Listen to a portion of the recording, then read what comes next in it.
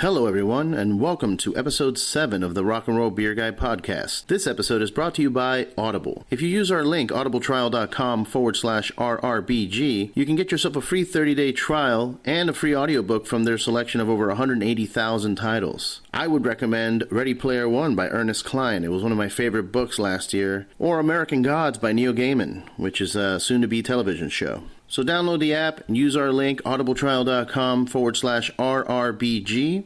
Get yourself that free book, get yourself a free 30-day trial, and you can help out the podcast. In this episode, I talked to Chris Hornbrook. He's a drummer for the bands Census Fail, Poison the Well, Big Black Delta, and many others. We talk a little bit about his music career, growing up in Florida with Poison the Well, his love for Belgian beers, the education system, and aliens. It was a great conversation, and I hope you enjoy it. Cheers.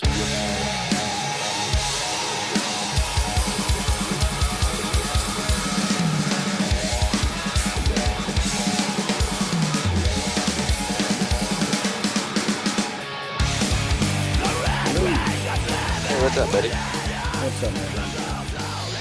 Not much. Just hanging out on our bus right now. It's a little cold outside, so I'm trying to keep warm. What state are you in? Virginia. Virginia.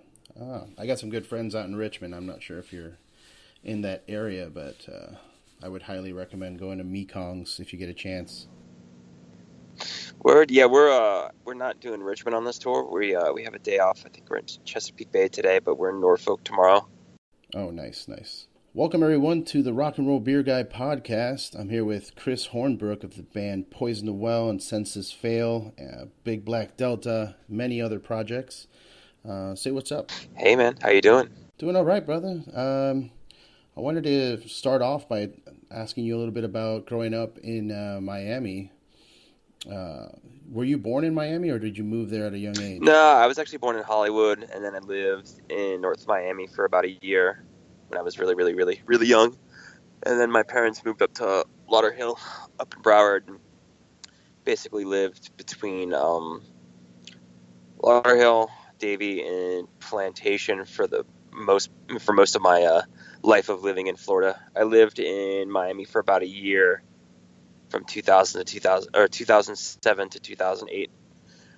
But for the most part, I spent a majority of my life in Broward County, Fort Lauderdale. Nice. So how did you hook up with the Poison the Well guys back in the day in Hialeah? Well, the band actually started for the most part up in Coral Springs. That's where Ari, our old singer, lived, and Ryan lived. And everybody else was kind of scattered all about Fort Lauderdale. And I was in another band with Ryan Freemack, and he played bass in that band. And when he was putting together a band with our old singer Ari, he just asked me if I'd be interested in doing it, and I was. So that's kind of the story with that, and obviously the people coming and going and all that sort of shit. And yeah. Nice, man. Yeah, I asked because I was born in New Jersey, but I spent, when I was 15, I moved to Miami, spent a lot of time in Hialeah, and, you guys were a predominant force down there back in the days. It's awesome. Yeah, man. And we, my band, December, actually recorded with Jeremy a few times. Cool. Yeah. So, we'd go there, and he'd tell us stories of you guys recording, and, there's, a tag on the wall, Hialeah Hardcore, all that shit, so... How did you guys end up, deciding when the time came for Ari to move on and get Jeff in the band? How was that for you guys? Well, the early stages of our band, we were functioning with two singers, and we fired one of our singers, Dwayne. He was a really good dude. He just wasn't working, and auditioned Jeff, and Jeff worked out really, really great. And then, it was just Ari and Jeff for a bit. And I don't know, at the time, Ari's personality and the rest of our personalities were kind of rubbing really, really hard. And I forget when it came to a point.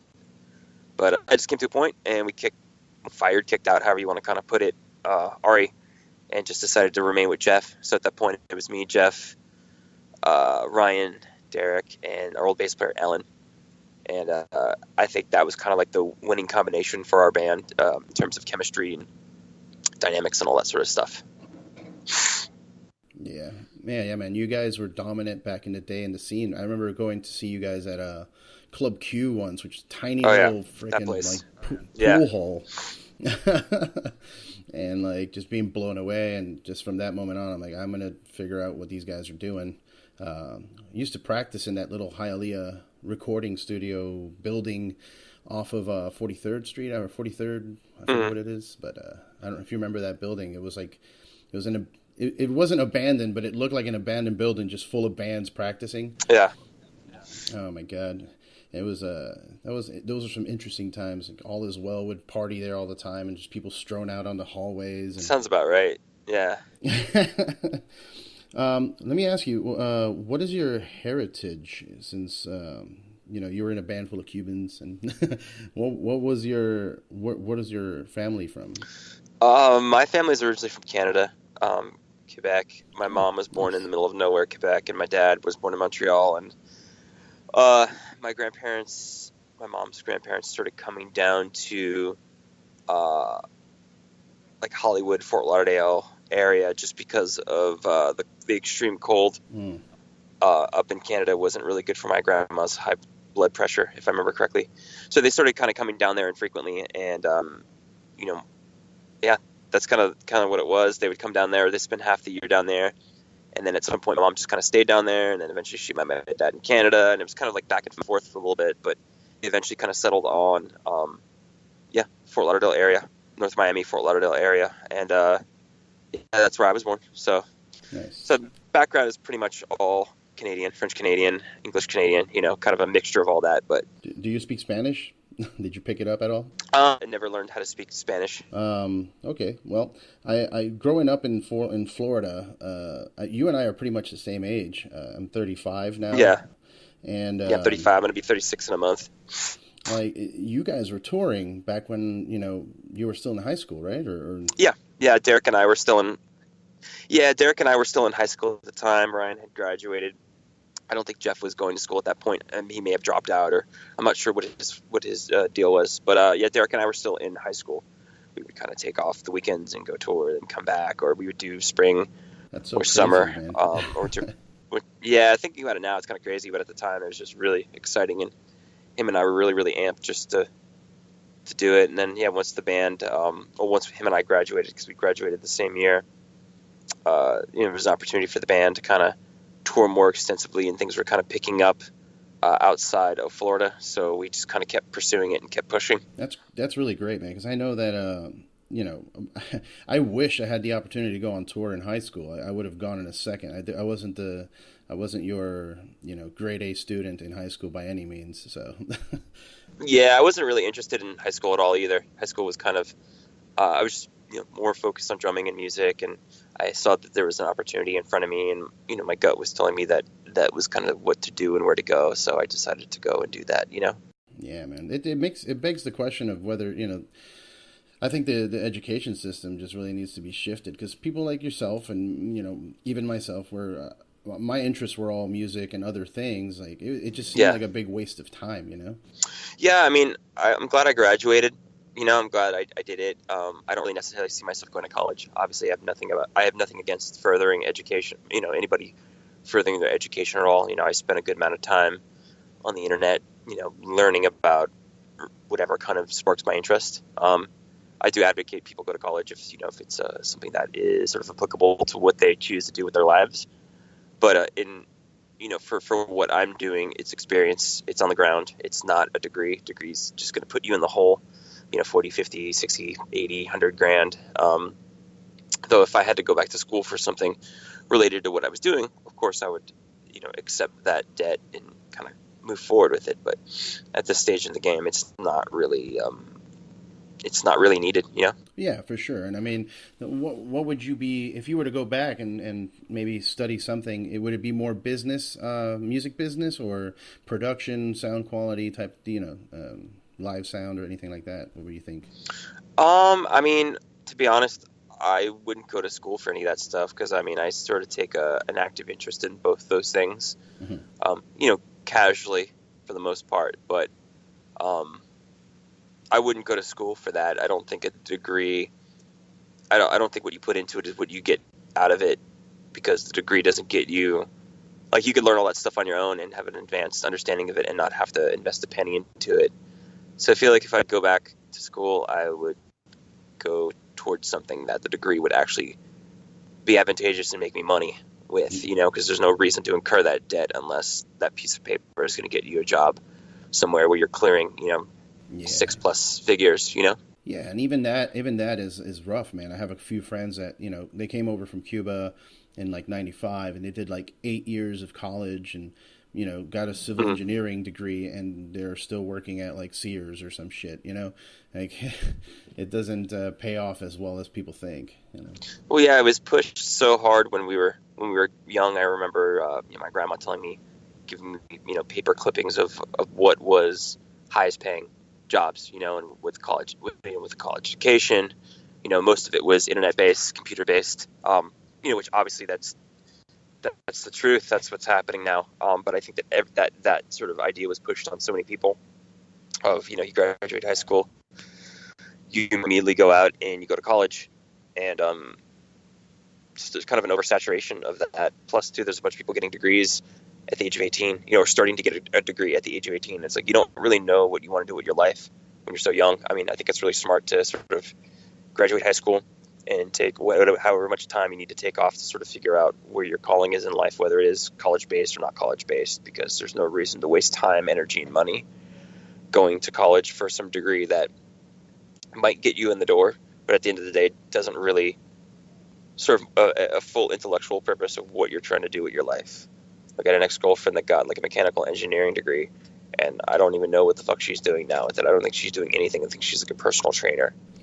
Now, I think that allowed her to get into the door in a lot of different places, which that in itself helps. But it's like, cool, rad, you paid $40,000 for this degree. That's super cool, but I don't know.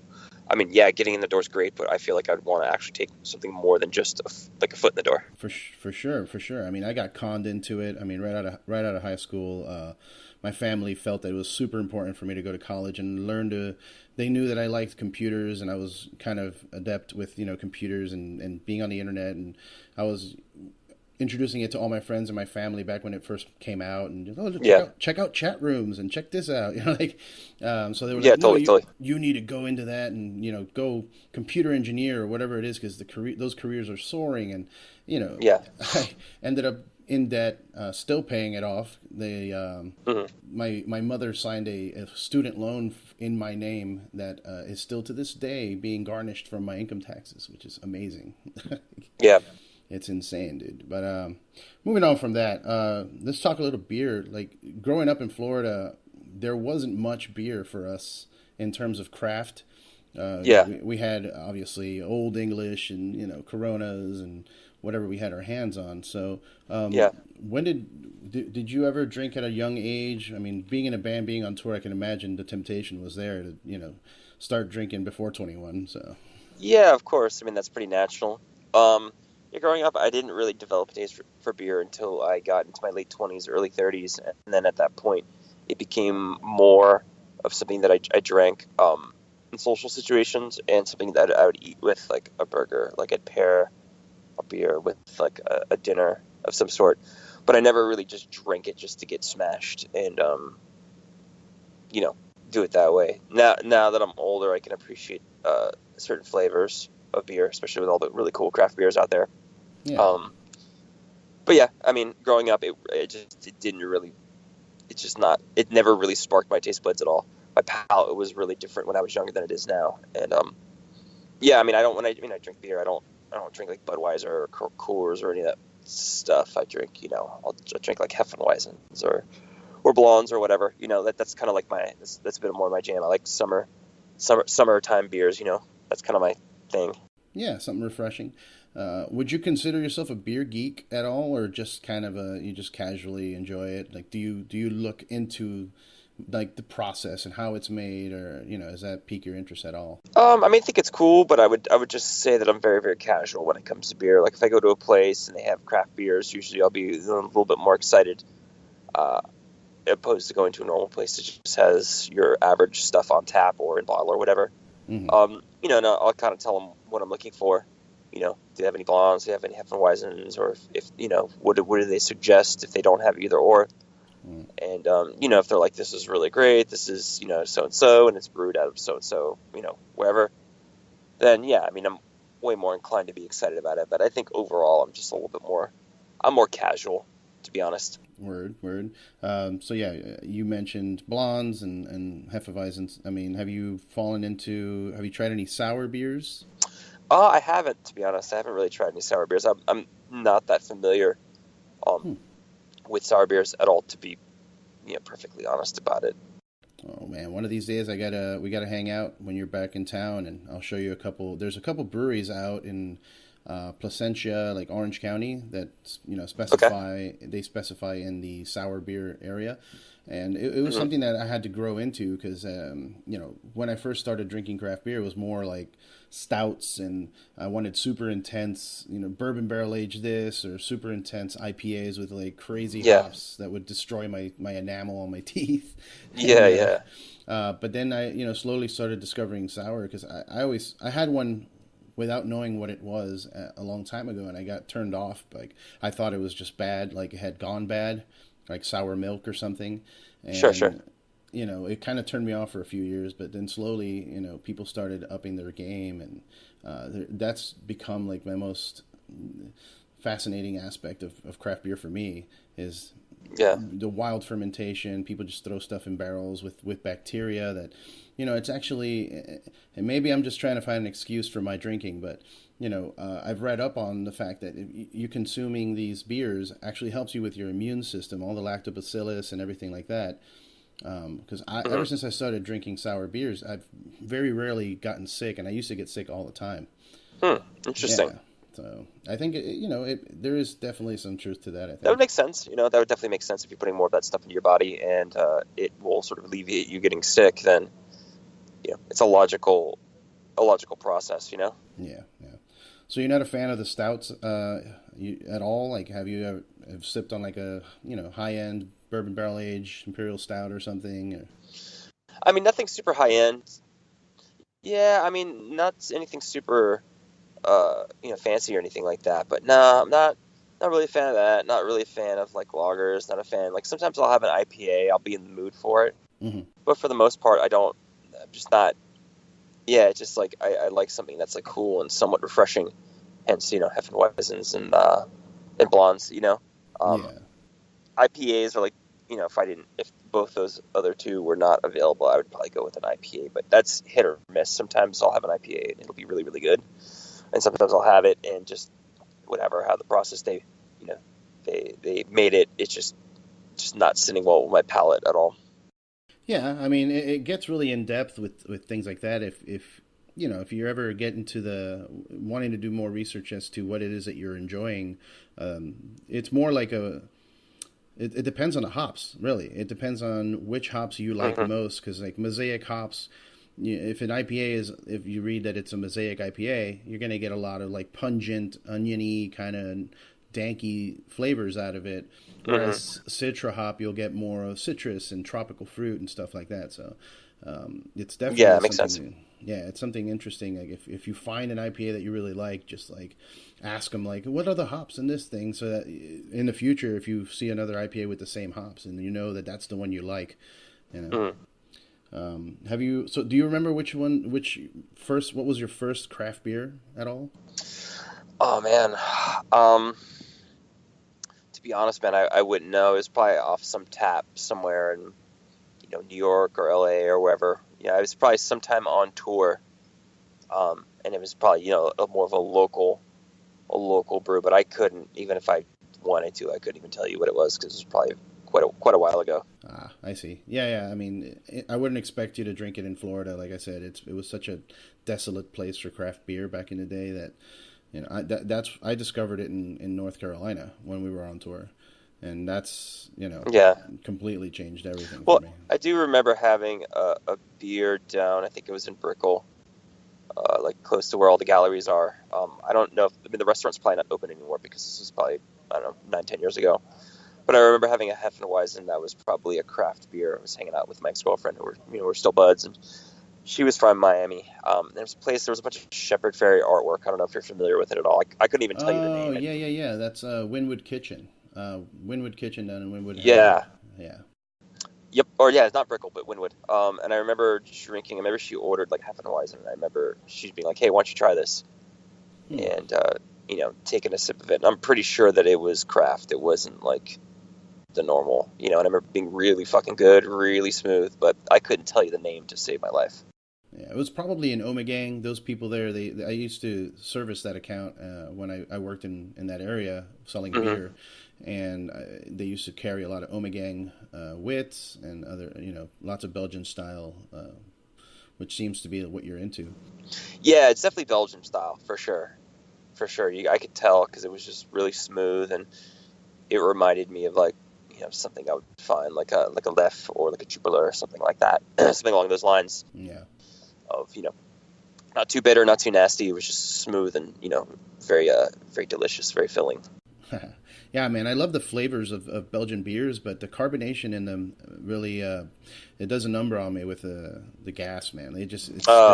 They're so bubbly because they use a lot of that champagne yeast, so you get a lot of extra bubbles that regular IPA, like an IPA or a lager, doesn't have.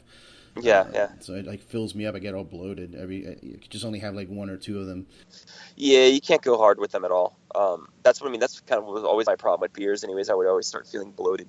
That's why I never really drank beer to get like intoxicated, get drunk or anything like that. I would always just kind of defer to hard alcohol because it's quicker. You consume way less calories too.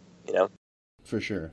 Well, going back to music a little bit, how did you end up hooking up with the Census Fails guy? Yeah, I had been living out in California at that point for probably about 4-5 years. I was living up in LA at the time, and I was touring with an electronic band, Big Black Delta, and he was finishing up the cycle for his very, very first record. We did a run with Gary Newman, and at the end of the run, he was like, "Hey, I'm going to go away for a little bit. I'm going to go do your record. It'd probably be in your best interest to, jump on something else." So I was like, "Okay, cool. Cycle's done, whatever." Gotcha. And probably about a month or two later, I got a call from the singer of Census Fail, Buddy Nielsen. And no, I'm sorry. Let me take that a little bit back a little bit. I got a call from the bass player Gavin, who I'd worked with on another gig, and he just asked me if I would be interested, if what my schedule was like, and if I'd be interested in coming in and playing for them. And I was interested. Passed my information along to Buddy. Buddy hit me up, and we just we talked logistics, talked numbers, all that sort of stuff, and it just kind of worked out. And even before I played any shows with them, we started writing a record, the last full length that the band put out, and yeah, it was just kind of from there. Just did that, and then I hit a tour with them the end of the fall of 2014, and yeah, so it's just been bouncing back and forth between them. Random stuff with Poison the Well, and then, a few random things with Big Black Delta. Yeah, I was going to ask you, I mean, you kind of answered it already, but yeah, it seems that you had kind of gone in with the, hired gun mentality, but you are writing. So you're part of the writing process for Census Fail.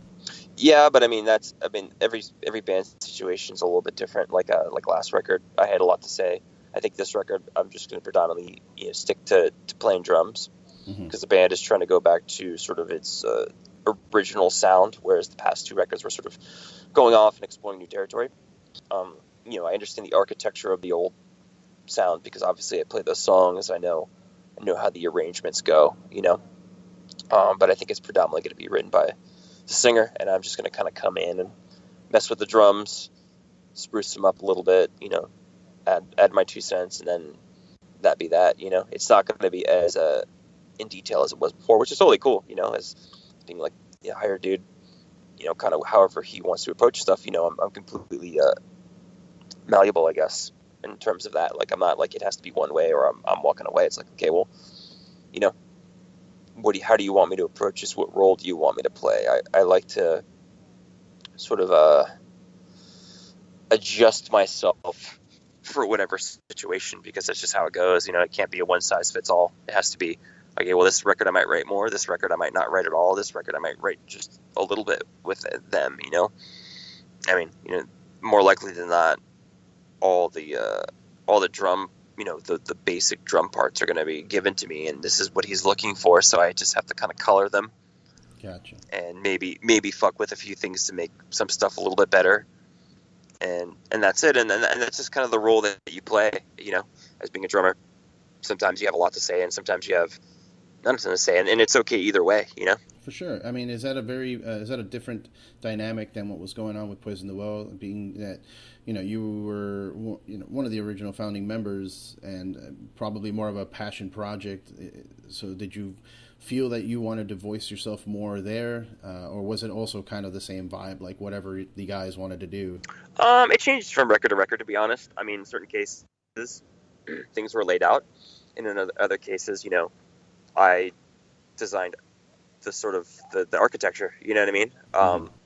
And obviously not just myself, but everybody had a say. And then there was times where, you know, one person or two people had a little bit more of a say, just depending upon the era of the band and what was happening. But I mean, that's pretty normal, you know, if you're not necessarily a songwriter.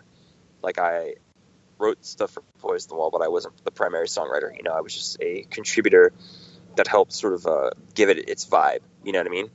Like, sure. I helped arrange, and I helped do stuff, and I helped guide the songs. But, you know, was I coming to the table with a majority of the riffs? No. I mean, you know, some stuff I came and I had riffs and they worked out well, and sometimes I came and they didn't work out well, you know? But for the most part, we all had pretty equal say. You know, if somebody didn't like something, then we would all put on our thinking hats for a little bit and try to push it a different direction. But when things were good with Poison the Well in terms of writing, things were great. When we were all kind of on the same page, yeah, and we functioned more as like a collective and more as like more of a community, opposed to one person sort of imposing their will. I think for the most part, it yielded the best results. When one person was a little bit more pushing, not that it was bad necessarily, but I don't think the fullest potential was realized, to be honest. Gotcha. Yeah, well, yeah, I mean, it's supposed to be a cohesive unit. When one person is guiding the ship, then it's that person's music, you know what I mean? Yeah, exactly. So have you had a project where you're the predominant songwriter? Is that something you're into, or you would possibly do down the road? Are you into songwriting, or you just fit better or feel better working with just in a collaborative environment? I mean, for the longest time, I felt better as a collaborator. You know, I felt like I could give the song what it needed rhythm-wise. I understood, you know, how to arrange songs too. Though the older that I get, the more that I'm feeling the need to wanting to be more of a songwriter, to be more of a contributor. Mm-hmm. Whether it's an overall idea of a song, overall idea of a record, or just riffs or whatever. And yeah, I mean, you work towards it. You kind of build up an arsenal of ideas, and if you feel like one of those ideas would work for a band, then you just say, hey, I have this idea, would you guys be into it? And either they're like, that's cool, or like, no, I'm not feeling it. I was gonna say, if there were to be a Chris Hornbrook project, like, what would it sound like? Would it be more electronic, you know, leaning towards like the Big Black Delta type, or would it be punk or hardcore, or, you know, what would it feel like, do you think? I don't know. I think if I did something that was solely me, I'd probably still work with people. I'd probably still write. I'd probably still write with individuals that, you know, I had a good relationship with, and I'd just probably create some sort of moniker of some sort that I could do whatever I want, and sort of kind of pride it on the fact that one record might be one way and another record might be another way, and just try to just sort of release stuff that I feel represents my mood, my feeling at the time. Like, I wouldn't want it to be this is solely just one thing. I'd probably just do, like, yeah, maybe I'd do an electronic record, or maybe I'd do a heavy record, or maybe I would do this, or maybe I'd do that, but I would just want it to be something that I could just do and put out there that is kind of an accurate representation of me. You know, not to say that it would be the most successful thing, but I think in terms of creativeness and just, you know, honesty, I think it would be pretty cool. Yeah, it's funny. It's funny how that works out. Like, bands like Boris, for example, do something like that, where like one album is super heavy and doomy, another album is like J-pop. You know what I mean? So Yeah. it's super interesting. I mean, my old band, The Sever, kind of suffered from what you mentioned, how like it may not be the most successful thing. The band, we really just did whatever we wanted in terms of what we wanted to hear or what we were feeling at the time, and I felt like that definitely isolated the crowd a little bit. Where like, we'll play a heavy song, the dudes get all into it and they start moshing, and then we'll play a softer song and then they get all bummed out, and then the girls are into it, or anything like that. Yeah. And it's a weird thing, for any upcoming band, like, to have to think about that, to have to, hey, when we're writing this music, do we want to, like, are we going to be a punk band? Are we going to be a hardcore band or a metal band? And we have to fit those parameters. I think it's super limiting, and it's unfortunate that the music industry is set up in a way where people's attention spans are like super, super small. And, if you're not like that, for example, it's just not as successful. The crowd should be able to sit there and listen to all of it, and appreciate it. Yeah, I mean, I completely agree with you. And at the same time, as long as it's not like my primary source of income and it would just be one of the many things that I would do, I think I'd be pretty okay with it being what it is. Some ideas and some records would do better than others, but that's okay. Because I also look at like creativity is not necessarily, I would never try to make commerce there. That's just kind of true.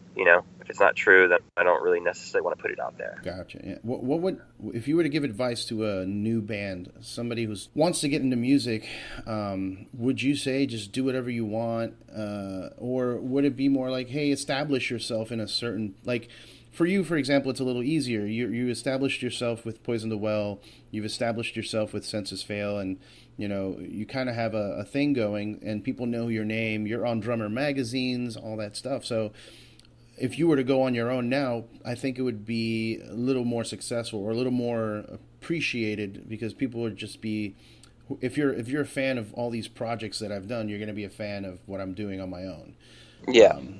But if you're a young band that's just starting, you don't really have that. You don't have that, a sound of your own, or a fan base or a following of any kind. And it sucks to write music for fans, but you kind of have to have a fan base. Otherwise, you're just playing in front of your friends in a garage, Yeah, of course. So what advice would you give someone up and coming like that? Don't. Don't be in a band. Don't be in a band. Go get a job. Yeah, pretty much. Yeah, man. I'm not even kidding either. I mean, the way things are kind of stacked against you, not to say that you wouldn't be able to sort of find some sort of success and some sort of happiness from it, but it's a lot of work, and it's, the way I look at it, it's like way more work now than it was when I was younger. Because at least when I was younger, not that I'm that old, but 20 versus 35, that's 15, 16 years. Yeah. I would, at least when I got into it, there was the idea that there was way more money and you could reach a higher pinnacle with that financially. Whereas now, obviously, that money is drained out, and people that do it now have to do it for the love of doing it. And I feel like if you have the love of doing it, I don't know, to try to attempt to make a career off of it. Not that it's impossible, not that you shouldn't do it, but yeah, I don't think my advice would be like, don't. Yeah, I always tell kids, just do it, but do it on the side. Don't make this your primary source of income, because it's not. Like you mentioned, back in the day, we had labels that were giving away these deals to people. Mind you, a lot of these deals were soul stealing deals that would leave you in debt for the rest of your life. but at least there was something there. Where now it's like you have to scrounge up the money by playing local shows, to then go record it on your own, and then put it online on your own, and push it on your own, and everything has to come out of your pocket for ads and stuff like that. So it's definitely rough. It's definitely rough, and I mean, I think that, I'm not saying that people shouldn't do music. I just think that you should, especially in this day and age, you have to have multiple streams of multiple streams of income. If you want to do music, do it. If it does start to pick up, try to be as smart as you can about it, and try to generate as much money off of it as you can, but also to, being true to what you want to do. But, I think the idea of just getting in a van and just going out and doing it, it's like a dated it's a dated way of doing things. I think that, we should utilize technology, utilize the internet, utilize the ability to record records on your laptop now for a fraction of what a record would cost you, and it's probably sound better doing it on your laptop these days. And just utilize technology to really work for you, so you don't have to go out there and waste money and time and energy doing something the old way, because I don't think the old way is kind of shot at this point. Yeah, man, and it's something that I feel very passionate about music, so it really bums me out, and I start to think of things like, I really wish there was some kind of way that we could reform the way the world looks at music. It's such a powerful thing that, regardless of who you are, there's a song that eventually you're going to hear that's going to make you feel something. So that music as it is super powerful, and we have built a society or an economic system for music that doesn't work, and it doesn't inspire. People don't want to. Like, for example, myself, like I would love to just do music for the rest of my life, but I can't. I got to get a job, and do other things. Otherwise, I'm not paying my bills. So that I find that super discouraging. Like that the government or whatever, parents, whoever's in charge of building our youth, isn't putting any focus on that, on the creative arts, and I think that's it's a shame. Like I've definitely seen a drop in new bands that really move me. Like there's a bunch still out there, and every week I'll find something new that I like, but it's nothing like I haven't heard another Led Zeppelin or the Beatles, or there's no bands like that anymore. You know what I mean? Yeah. Well, I mean, I don't think it's time. I don't think in this case, I don't don't think history is repeating itself.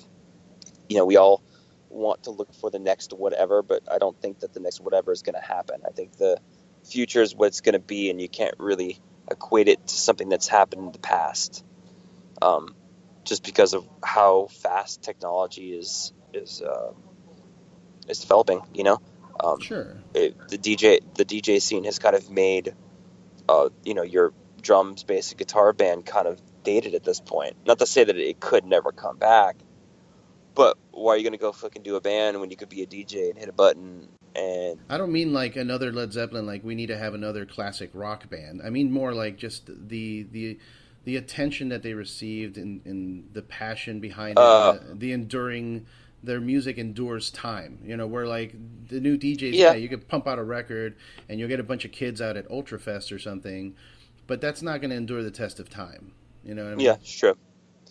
I don't know, man. I just think maybe there's just some kid or some band needs to write some cool songs that are different and kind of resonate with the time. Gotcha. Honestly, I think that's kind of what it is. And come up with a new perspective, because everything has already been done. It's just how you do it.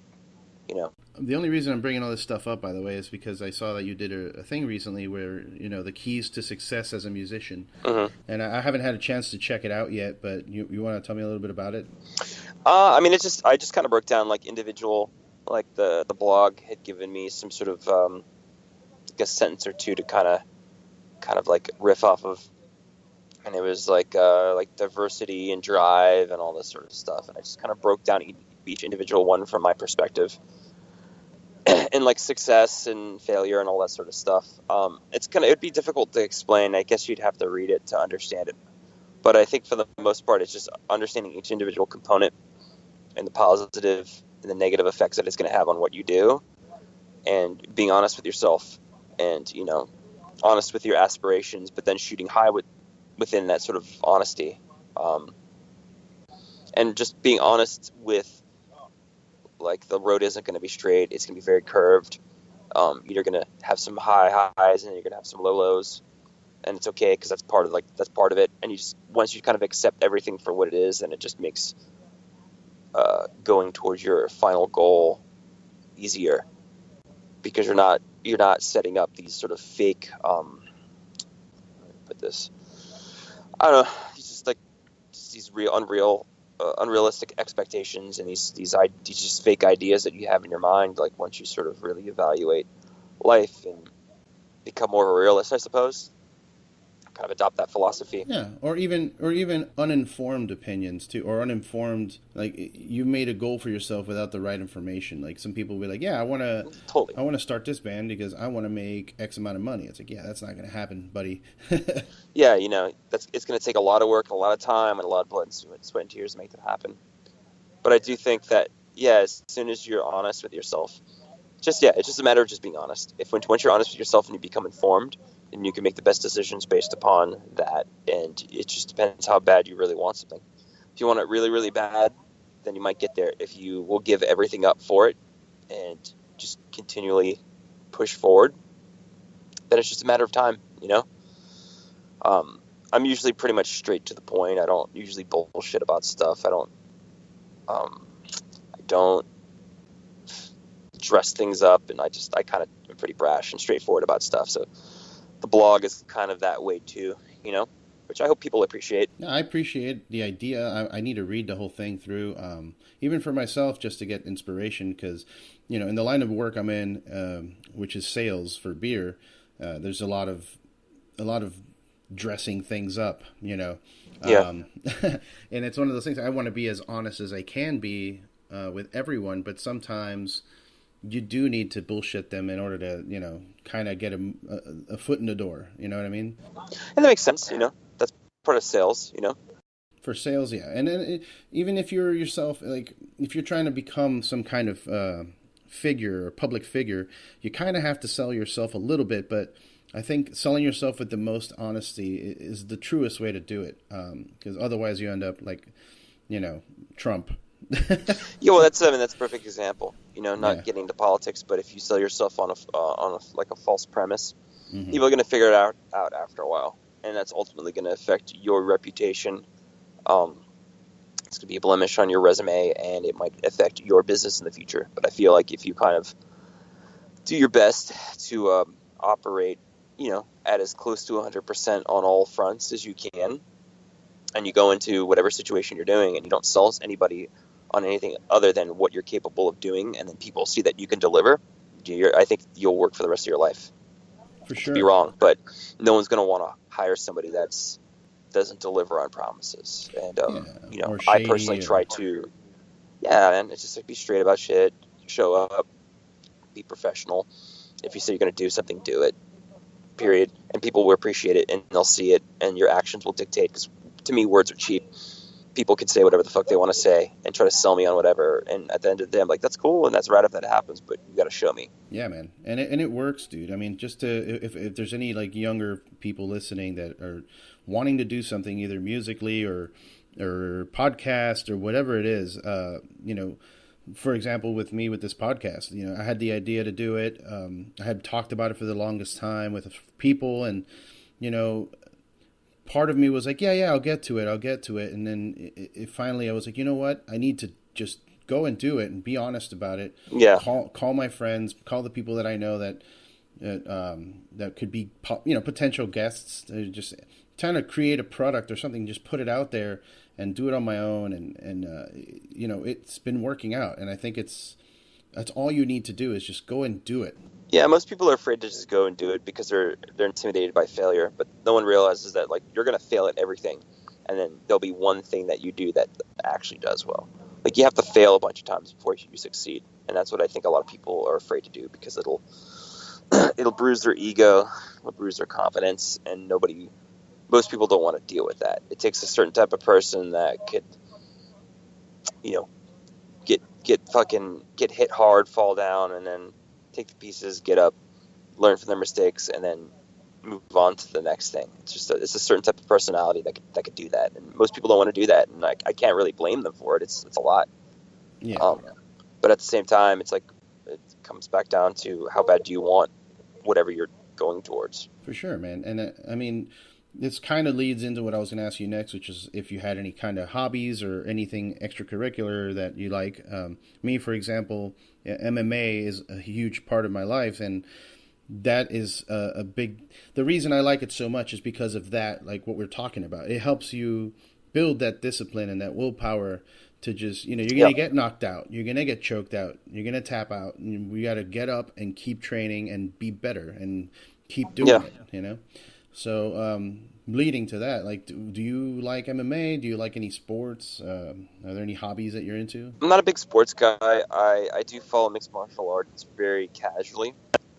Um, I don't know a ton, but the little bits that I do know, Mm. um, yeah, I do find it very interesting. I find some of the personalities of fighters interesting. But yeah, for the most part, I think it's pretty cool. I don't follow it intently though.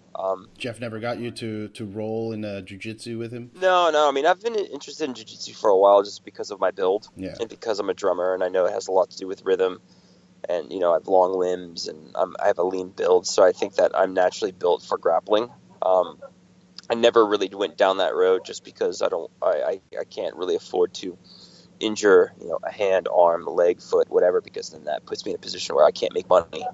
Um, so I never really pursued it, though I probably will in the future, very very casually, just know enough to sort of, if I'm in a situation at any point, I can Defend end it yourself. quickly, Yeah. defend myself and whatever situation really quickly, and then that sort of be that. But in terms of extracurricular, I'm into photography. I think photography is really cool. Play guitar, play bass very casually. I like learning. I like science a lot. Biology is interesting. Um, Anything basically related to space and the beyond is very very fascinating to me. Cool. Philosophy, all that sort of stuff. More, I find my hobbies are becoming, the older that I get, are becoming more intellectual pursuits, Mm-hmm. opposed to um, anything else. Because I spent so much time when I was younger being focused on music and not really necessarily focused on anything else on the outside. That now I kind of feel like I've gotten to a point where music where I feel pretty good. Not to say that I'll stop learning, but I think it's time to focus on other things. And, like I said, intellectual and philosophical pursuits are sort of something that are really appealing to me. And the discussion of ideas and where things are going, and doing the best I can to be a part of that in whatever capacity is, I don't necessarily know if you'll call it a hobby, but to me it kind of is. So yeah. So do you believe aliens are real? I mean, I believe life is out there. Yeah. Do I think that we've found something that's irrefutable yet? Not necessarily. Everything's conjecture, everything's anecdotal. So, you Yeah. know, that's, I don't know. That's kind of how I feel about that. But do I think that there's life out there? Probably. How developed is it? I don't know. It could be single-celled, or it could be, a civilization that's kind of like us, that maybe isn't necessary to space travel yet, but they have a whole, social structure, and they have a whole, societal structure and everything. And, they haven't reached, type 1 or type 2 or type 3 civilization yet. Kind of like us, we're not that far away from it, but we're far enough to where hopefully within the next 100 years or so, we'll be a type 1. Yeah. It's really crazy to me that in my mind, they're definitely out there just because the sheer vast size of everything. It's infinite space or whatever. There's Sure. got to be something going on. It just blows my mind that we still haven't had like something show up physically where everybody would be like, okay, fine, yes, they're aliens. Like everything, like you said, it was very anecdotal, or an idea or a dream, or somebody had a vision when they were abducted or whatever. There's no hard evidence. Yeah, there's nothing tangible. There's a bunch of different theories. One of them being that we're the first. Mm-hmm. That's definitely a theory. I forget who theorized it, but that's one. Another one is that that there have been multiple civilizations as it came up, but they kind of do the same thing that we do, where they basically do a melting point or a tipping point, I guess, where they just destroy themselves. Kind of, the projected path that we're on right now. So they never make it to the point where they are able to engage in space travel, or, colonize their solar system, if there are, inhabitable places or places that could be terraformed or whatever. Right. I'm sure there's other theories, but those are the two that seem the most plausible to me, like that are, right off the top of my head. Well, the first one I don't like, only because it sounds like a human being wrote that. Like if you think about it, how egocentric the human race is, Like, Mm-hmm. of course, we think that we were the first ones here. You know what I mean? Well, I think it's more so we think it just because we haven't experienced anything yet. That's the For thing. sure. It's like we haven't received any communications. We haven't seen anything. Nothing has technically shown up. Like I said, everything at this point is conjecture. Mm-hmm. Everything is just anecdotal. Like there's nothing. And I say this being civilization. Obviously, if there is something out there and has made contact with governments or with higher ups, Mm-hmm. we don't know. We have no fucking idea what the deal is. But just, your everyday layman, your everyday normal person that it doesn't have whatever crazy security clearance. Mm-hmm. Um, but yeah, I mean, who knows? But yeah, it's just somewhat egocentric. But I mean, if you haven't experienced it, you have to have different theories to sort of explain why it hasn't happened yet. For sure. I mean, I'm more on board with the second one you mentioned. I've done some traveling to Peru and stuff, and seen some like ruins up front, and it just kind of it seems to me like, yeah, there was a society, a civilization here that got to a point where maybe they figured something out, and some of them left, and the other ones stayed here and just kind of evaporated with the rest of their civilization. And Yeah. many years pass, and then more life gets sprung here and goes on. But Well, not just here, other planets. If there's other inhabitable planets and other different solar systems, it's like the same thing.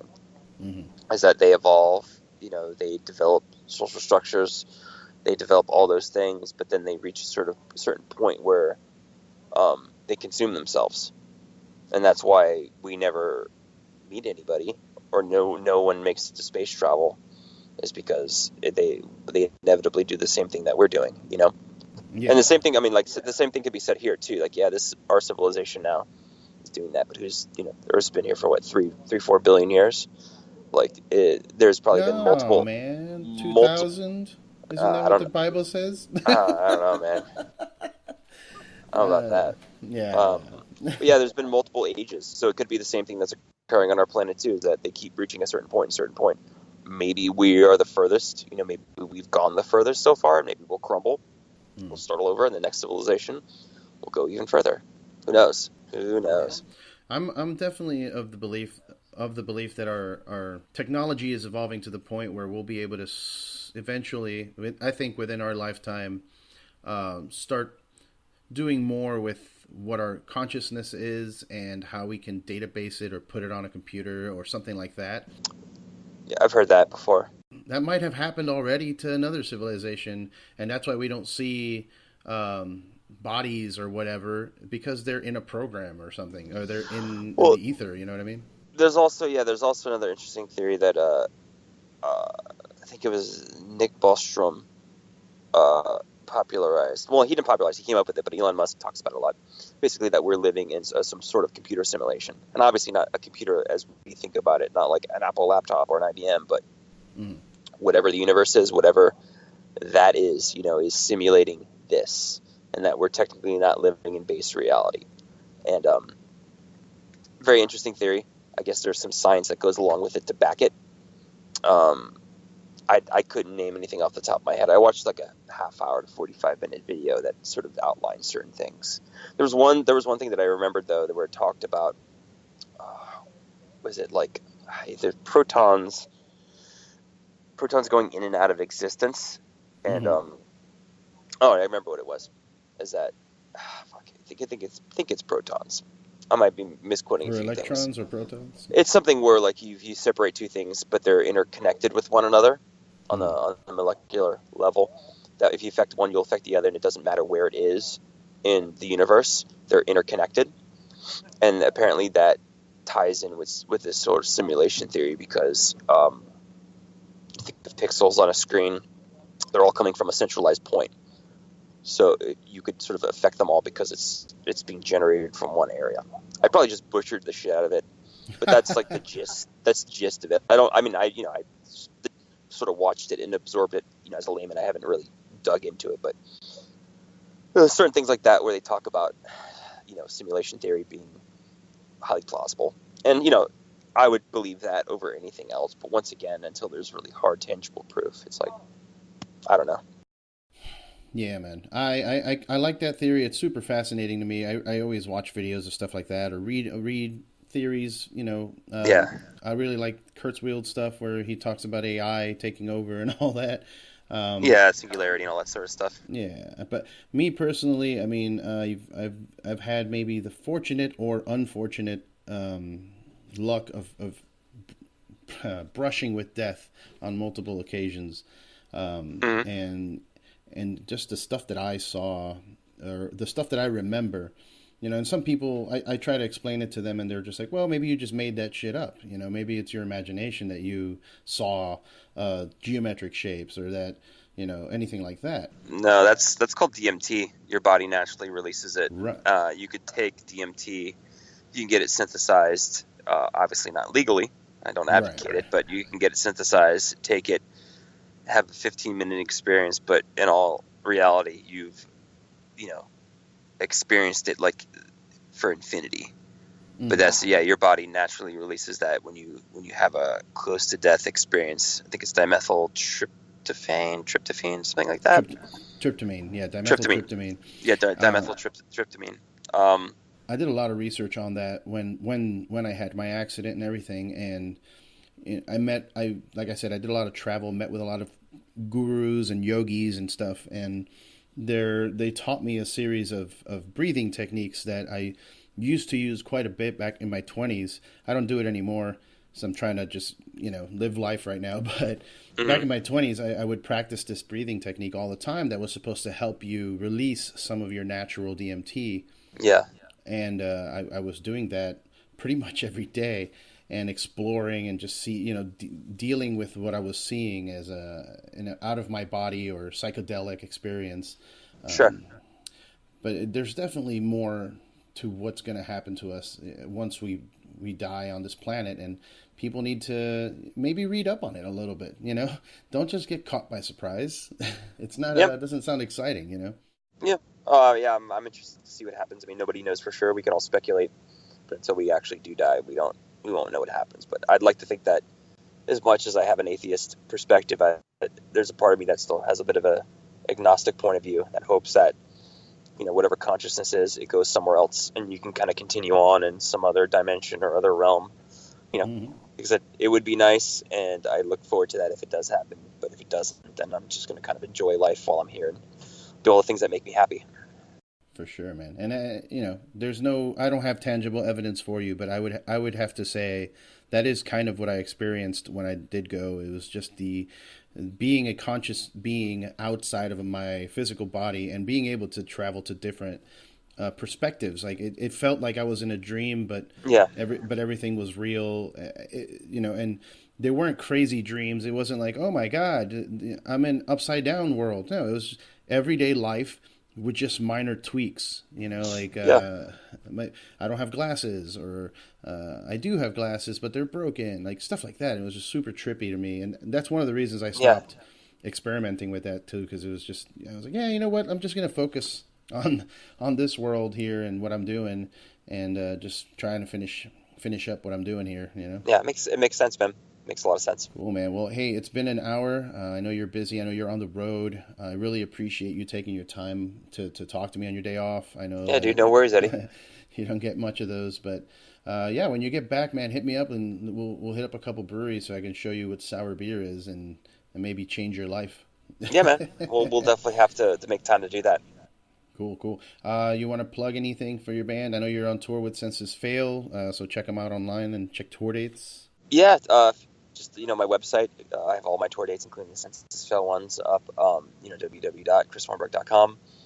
And if you want, hit me up on the interwebs, all social media stuff, Twitter, Instagram, at Chris_Hornbrook, Facebook, at Chris Hornbrook, and then on YouTube, my channel's just Christopher Hornbrook. So, yeah, that's pretty much it. Awesome, man. Well, good luck on the road, and hope to see you soon. Cool. Same, man. I appreciate it. All right, man. Cheers, brother. Babe.